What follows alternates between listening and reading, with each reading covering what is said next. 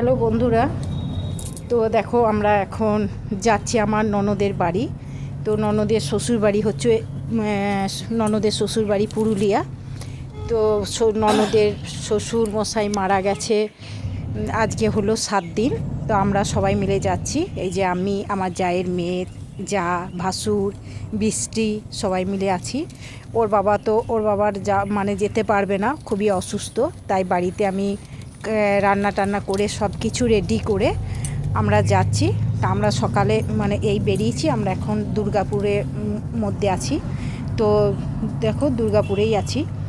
তো আমাদের আস্তে আস্তে রাত হয়ে যাবে, কেন বহু দূরের রাস্তা। এই যে দুর্গাপুর।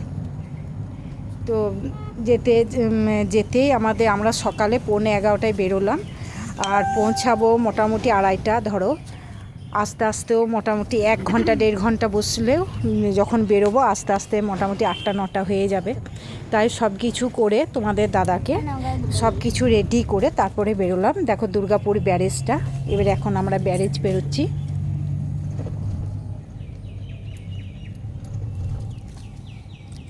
এই যে ব্যারেজটা। তো আমার জায়ের মেয়েটা, আমার মেয়ে বলছিল এখানে নেমে আমরা একটু ফটো তুলবো, ভিডিও বানাবো। তো আমাদের টাইম ছিল না, যে একেই তো লেট হয়ে গেছে বেরোতে, আমাকে রান্না বান্না করে তো বেরোতে হবে, ওই জন্য একটু দেরি হয়ে গেল। সেই জন্যে আমরা আর নামতে সময় পেলাম না। এই যে ব্যারেজটা দেখো।